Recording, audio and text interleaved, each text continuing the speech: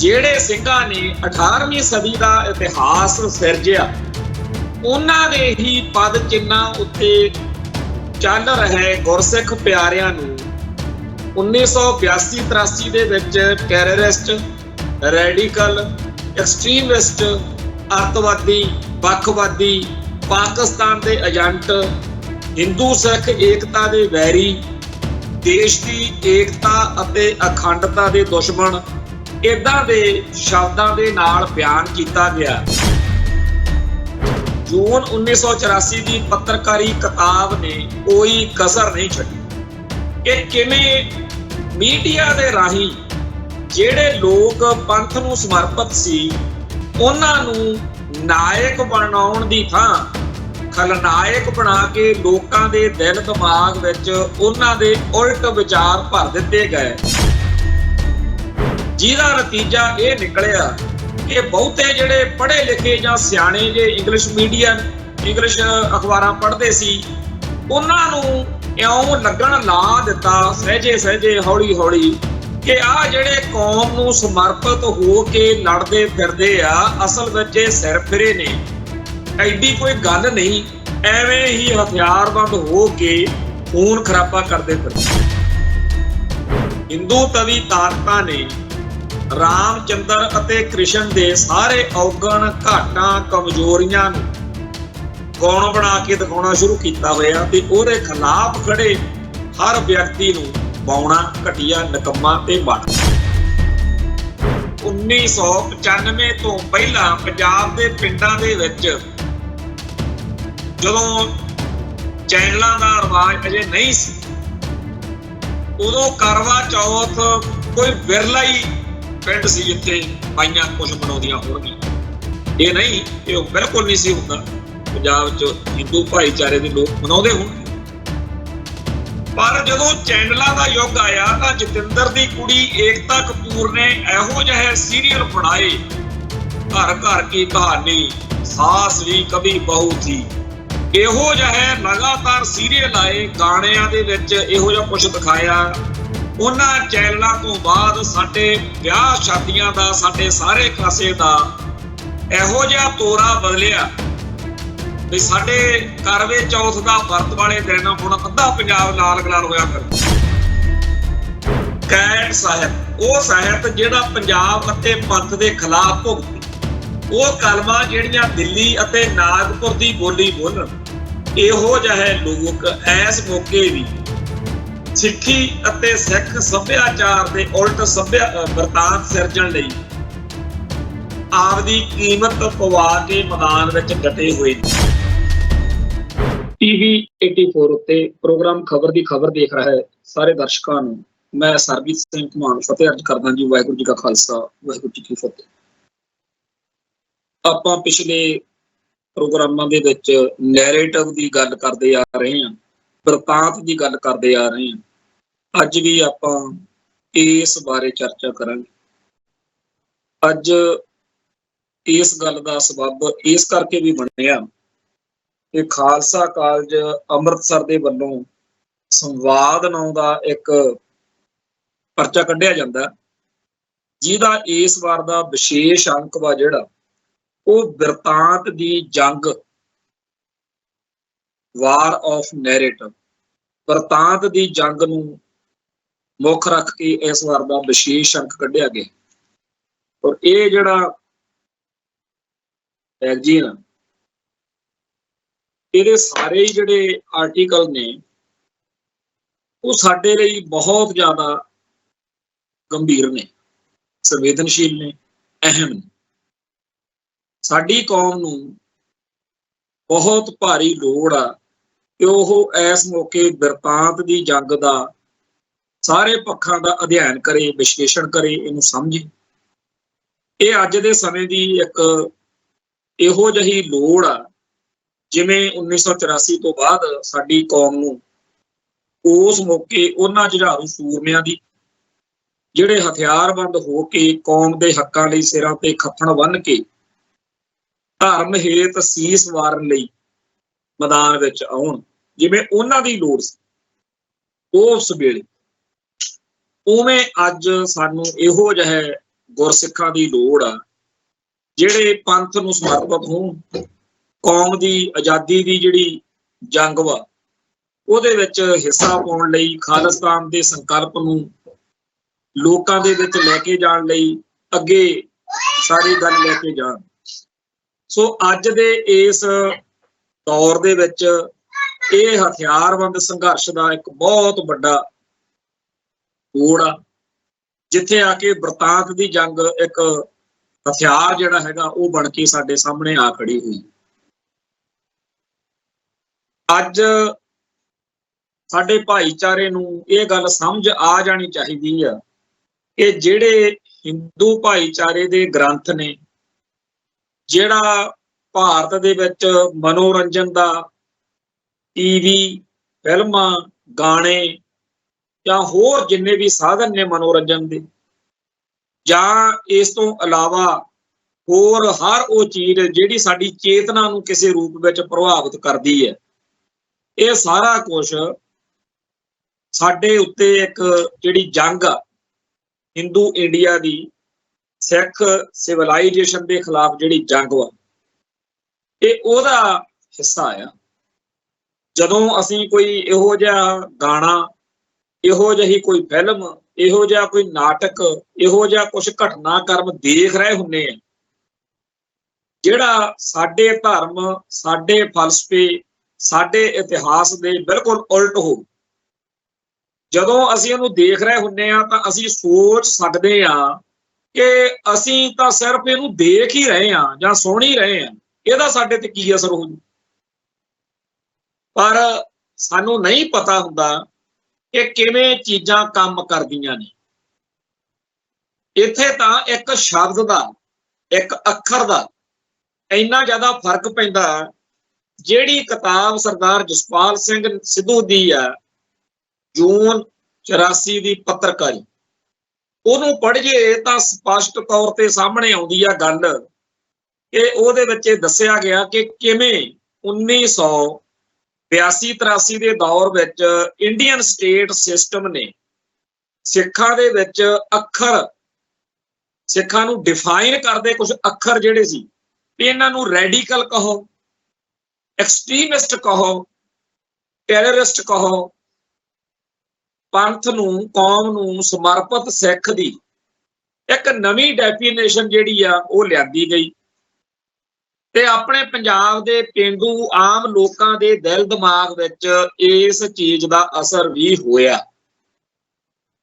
ਅੱਤਵਾਦੀ ਸ਼ਬਦ ਜਿਹੜਾ ਸੀ ਉਹ ਕਿਹਨਾਂ ਲਈ ਵਰਤਿਆ ਗਿਆ? ਜਿਹੜੇ ਪੰਥ ਨੂੰ ਸਮਰਪਿਤ ਗੁਰਸਿੱਖ ਪਿਆਰੇ, ਜਾਣੀ ਕਿ ਜਿਹੜੇ ਸਿੰਘਾਂ ਨੇ 18ਵੀਂ ਸਦੀ ਦਾ ਇਤਿਹਾਸ ਸਿਰਜਿਆ, ਉਹਨਾਂ ਦੇ ਹੀ ਪਦ ਚਿੰਨ੍ਹਾਂ ਉੱਤੇ ਚੱਲ ਰਹੇ ਗੁਰਸਿੱਖ ਪਿਆਰਿਆਂ ਨੂੰ 1982-83 ਦੇ ਵਿੱਚ ਟੈਰਰਿਸਟ, ਰੈਡੀਕਲ, ਐਕਸਟ੍ਰੀਮਿਸਟ, ਅੱਤਵਾਦੀ, ਵੱਖਵਾਦੀ, ਪਾਕਿਸਤਾਨ ਦੇ ਏਜੰਟ, ਹਿੰਦੂ ਸਿੱਖ ਏਕਤਾ ਦੇ ਵੈਰੀ, ਦੇਸ਼ ਦੀ ਏਕਤਾ ਅਤੇ ਅਖੰਡਤਾ ਦੇ ਦੁਸ਼ਮਣ, ਏਦਾਂ ਦੇ ਸ਼ਬਦਾਂ ਦੇ ਨਾਲ ਬਿਆਨ ਕੀਤਾ ਗਿਆ, ਜਿਹਦਾ ਅਸਰ ਇਹ ਹੋਇਆ ਕਿ ਜਾਣੇ ਅਣਜਾਣੇ ਸਾਡੇ ਭਾਈਚਾਰੇ ਦੇ ਅੰਦਰ ਇਹ ਅੱਖਰ ਜਿਹੜੇ ਆ ਹੌਲੀ ਹੌਲੀ ਸਹਿਜੇ ਸਹਿਜੇ ਫਿੱਟ ਹੁੰਦੇ ਗਏ।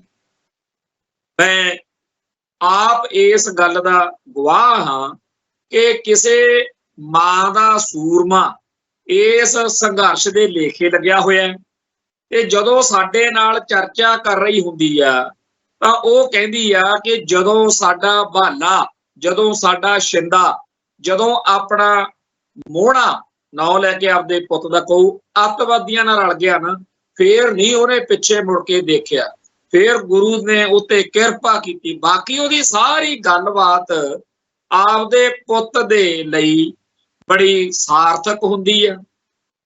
ਉਹ ਆਪਦੇ ਪੁੱਤ ਨੂੰ ਇੱਕ ਚੰਗੇ ਗੁਰਸਿੱਖ ਵਜੋਂ ਦੇਖ ਰਹੀ ਹੁੰਦੀ ਆ ਤੇ ਉਹਨੂੰ ਆਪਦੇ ਪੁੱਤ ਦੇ ਸਿੱਖ ਸੰਘਰਸ਼ ਵਿੱਚ ਕੀਤੇ ਹੋਏ ਐਕਸ਼ਨਾਂ ਦਾ ਅਤੇ ਪਾਈ ਹੋਈ ਸ਼ਹਾਦਤ ਦਾ ਫਖਰ ਵੀ ਹੁੰਦਾ।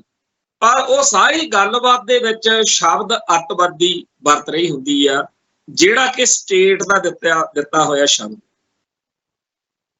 ਹੁਣ ਇਸੇ ਤਰੀਕੇ ਨਾਲ ਹੋਰ ਬੜਾ ਕੁਝ ਉਦੋਂ ਇੰਡੀਅਨ ਸਟੇਟ ਸਿਸਟਮ ਨੇ ਸਾਡੇ ਭਾਈਚਾਰੇ ਦੇ ਦਿਲ ਦਿਮਾਗ ਵਿੱਚ ਪਾਇਆ, ਜਿਹਦੇ ਬਾਰੇ ਜੂਨ 1984 ਦੀ ਪੱਤਰਕਾਰੀ ਕਿਤਾਬ ਨੇ ਕੋਈ ਕਸਰ ਨਹੀਂ ਛੱਡੀ ਕਿ ਕਿਵੇਂ ਮੀਡੀਆ ਦੇ ਰਾਹੀਂ ਜਿਹੜੇ ਲੋਕ ਪੰਥ ਨੂੰ ਸਮਰਪਿਤ ਸੀ ਉਹਨਾਂ ਨੂੰ ਨਾਇਕ ਬਣਾਉਣ ਦੀ ਥਾਂ ਖਲਨਾਇਕ ਬਣਾ ਕੇ ਲੋਕਾਂ ਦੇ ਦਿਲ ਦਿਮਾਗ ਵਿੱਚ ਉਹਨਾਂ ਦੇ ਉਲਟ ਵਿਚਾਰ ਭਰ ਦਿੱਤੇ ਗਏ, ਜਿਹਦਾ ਨਤੀਜਾ ਇਹ ਨਿਕਲਿਆ ਕਿ ਬਹੁਤੇ ਜਿਹੜੇ ਪੜ੍ਹੇ ਲਿਖੇ ਜਾਂ ਸਿਆਣੇ ਜੇ ਇੰਗਲਿਸ਼ ਅਖਬਾਰਾਂ ਪੜ੍ਹਦੇ ਸੀ, ਉਹਨਾਂ ਨੂੰ ਇਉਂ ਲੱਗਣ ਲਾ ਦਿੱਤਾ ਸਹਿਜੇ ਸਹਿਜੇ ਹੌਲੀ ਹੌਲੀ ਕਿ ਆਹ ਜਿਹੜੇ ਕੌਮ ਨੂੰ ਸਮਰਪਿਤ ਹੋ ਕੇ ਲੜਦੇ ਫਿਰਦੇ ਆ, ਅਸਲ ਵਿੱਚ ਇਹ ਸਿਰ ਫਿਰੇ ਨੇ, ਐਡੀ ਕੋਈ ਗੱਲ ਨਹੀਂ, ਐਵੇਂ ਹੀ ਹਥਿਆਰਬੰਦ ਹੋ ਕੇ ਖੂਨ ਖਰਾਬਾ ਕਰਦੇ ਫਿਰਦੇ। ਫਿਰ ਉਸ ਤੋਂ ਬਾਅਦ ਵਿੱਚ ਬਹੁਤ ਸਾਰੀਆਂ ਇਹੋ ਜਿਹੀਆਂ ਵਾਰਦਾਤਾਂ ਜਿਹੜੀਆਂ ਖਾੜਕੂਆਂ ਦੇ ਨਾਂ ਹੇਠ ਇੰਡੀਅਨ ਸਟੇਟ ਦੇ ਸਪਾਂਸਰ ਕੀਤੇ ਹੋਏ ਮਿਲੀਟੈਂਟ ਪਹਿਰਾਵੇ ਵਿੱਚ ਆ ਕੇ ਉਹ ਟੈਰਰਿਸਟ ਕਰਦੇ ਰਹੇ, ਜਿਨ੍ਹਾਂ ਬਾਰੇ ਹੁਣ ਕਿਸੇ ਨੂੰ ਵਹਿਮ ਨਹੀਂ ਕਿ ਉਹ ਕਿਵੇਂ ਥਾਣਿਆਂ ਚੋਂ ਨਿਕਲਦੇ ਸੀ, ਕਿਵੇਂ ਖਾੜਕੂਆਂ ਵਰਗਾ ਭੇਸ ਧਾਰਨ ਕਰਕੇ ਪੇਂਡੂ ਖੇਤਰਾਂ 'ਚ ਜਾ ਕੇ ਹਰ ਉਹ ਹਰਕਤ ਕਰਦੇ ਸੀ ਜਿਹਦੇ ਨਾਲ ਆਮ ਸਿੱਖ ਇਸ ਜੁਝਾਰੂ ਲਹਿਰ ਦਾ ਦੋਖੀ ਬਣ ਜਾਏ, ਦੁਸ਼ਮਣ ਬਣ ਜਾਏ। ਅੱਜ ਇਸ ਗੱਲ ਦੇ ਉੱਤੇ ਬਹੁਤ ਭਾਈਚਾਰੇ ਨੂੰ ਕਲੀਅਰਿਟੀ ਆ, ਸਪਸ਼ਟਤਾ ਹੈ, ਪਰ ਉਹਨਾਂ ਦਿਨਾਂ ਦੇ ਵਿੱਚ ਇਹ ਗੱਲ ਦੀ ਦੁਵਿਧਾ ਖੜੀ ਹੋ ਗਈ ਕਿ ਰਾਤ ਨੂੰ ਜਦੋਂ ਕੁੰਡਾ ਖੜਕਦਾ ਤਾਂ ਪਤਾ ਨਹੀਂ ਸੀ ਲੱਗਦਾ ਕਿ ਇਹ ਜਿਹੜੇ ਇਸ ਮੌਕੇ ਆਏ ਨੇ ਇਹ ਵਾਕਿਆ ਹੀ ਕੌਮ ਨੂੰ ਸਮਰਪਿਤ ਕਲਗੀਧਰ ਦੇ ਲਾਲ ਨੇ ਕਿ ਇਹ ਇੰਡੀਅਨ ਸਟੇਟ ਦੇ ਕੈਟ ਟਾਊਟ ਨੇ। ਇਹੀ ਚੀਜ਼ ਬਾਅਦ ਵਿੱਚ ਲਹਿਰ ਦਾ ਘਾਣ ਕਰਨ ਦੇ ਲਈ ਸਟੇਟ ਨੇ ਹੌਲੀ ਹੌਲੀ ਵਰਤਦਿਆਂ ਕਾਮਯਾਬੀ ਹਾਸਲ ਕੀਤੀ। ਸੋ ਜਿਹੜਾ ਲੋਕ ਮਨਾਂ ਦੇ ਵਿੱਚ ਕਿਸੇ ਗੱਲ ਬਾਰੇ ਕੋਈ ਚੀਜ਼ ਸਥਾਪਿਤ ਕਰਨ ਦਾ ਆਰਟ, ਉਹ ਇਸ ਮੌਕੇ ਜਿਹੜੀ ਹਿੰਦੂ ਇੰਡੀਆ ਦੀ ਕਾਬਜ਼ ਧਿਰ ਵਾ ਉਹਦੇ ਕੋਲੇ ਬਹੁਤ ਜ਼ਿਆਦਾ ਹੈ। ਜਿਹੜੇ ਭਾਰਤੀ ਹਿੰਦੂ ਤਵੀ ਗ੍ਰੰਥ ਨੇ ਉਹਨਾਂ ਬਾਰੇ ਕਿਸੇ ਨੂੰ ਵਹਿਮ ਨਹੀਂ ਕਿ ਲਿਖੇ ਹੀ ਇਸ ਹਿਸਾਬ ਨਾਲ ਗਏ ਨੇ ਕਿ ਜਿਹੜੇ ਆਰੀਅਨ ਨਸਲ ਦੇ ਲੋਕ ਨੇ ਉਹ ਚਾਹੇ ਜੋ ਮਰਜ਼ੀ ਘਿਨਾਉਣਾ ਘਟੀਆ ਨੀਚ ਕਾਰਜ ਕਰਨ, ਉਹ ਨਾਇਕ ਨੇ, ਤੇ ਭਾਰਤ ਦੇ ਮੂਲ ਵਾਸੀ ਲੋਕ ਜਿਨ੍ਹਾਂ ਦੇ ਉੱਤੇ ਬਾਹਰੋਂ ਆਈ ਆਰੀਅਨ ਨਸਲ ਨੇ ਕਬਜ਼ਾ ਕੀਤਾ, ਹਰਾਇਆ, ਇਹਨਾਂ ਨੂੰ ਦਾਸ, ਸ਼ੂਦਰ ਤੇ ਦਲਿਤ ਕਹਿ ਕੇ ਇਹਨਾਂ ਉੱਤੇ ਜ਼ੁਲਮ ਕੀਤਾ, ਇਹਨਾਂ ਦੀ ਧਿਰ ਵੱਲੋਂ ਜਿੰਨਾ ਵੀ ਕੋਈ ਮਰਜ਼ੀ ਚੰਗਾ ਸਹੀ ਤੇ ਸਾਰਥਕ ਸੋਚ ਵਾਲਾ ਇਨਸਾਨ ਹੋਵੇ ਉਹ ਕਦੇ ਵੀ ਨਾਇਕ ਨਹੀਂ ਬਣਾ ਕੇ ਪੇਸ਼ ਕੀਤਾ ਜਾਂਦਾ, ਉਹ ਖਲਨਾਇਕ ਬਣਾ ਕੇ ਪੇਸ਼ ਕੀਤਾ ਜਾਂਦਾ। ਅੱਜ ਸਵੇਰਿਓਂ ਮੇਰੀ ਰੋਜ਼ਾਨਾ ਦੀ ਰੁਟੀਨ ਮੁਤਾਬਕ ਜਦੋਂ ਤਿਆਰ ਹੋਈਦਾ ਤਾਂ YouTube ਤੇ ਕਿਸੇ ਮਹਾਪੁਰਸ਼ ਦੀ, ਕਿਸੇ ਧਾਰਮਿਕ ਰਹਿਬਰ ਦੀ, ਕਿਸੇ ਹੋਰ ਸ਼ਖਸੀਅਤ ਦੀ ਵੀਡੀਓ ਚਲਾ ਦੇਈਦੀ ਆ, ਆਡੀਓ ਸੁਣੀ ਦੀ ਆ ਕੰਮਕਾਰ ਕਰਦਿਆਂ ਹੋਇਆਂ, ਤਾਂ ਕਿ ਨਾਲ ਦੀ ਨਾਲ ਆਲੇ ਦੁਆਲੇ ਦੇ ਸਾਰੇ ਪੱਖਾਂ ਬਾਰੇ ਨੈਗੇਟਿਵ ਪੋਜ਼ਿਟਿਵ ਜਾਣਕਾਰੀ ਜਿਹੜੀ ਆ ਉਹ ਇਕੱਠੀ ਹੁੰਦੀ ਰਹੇ।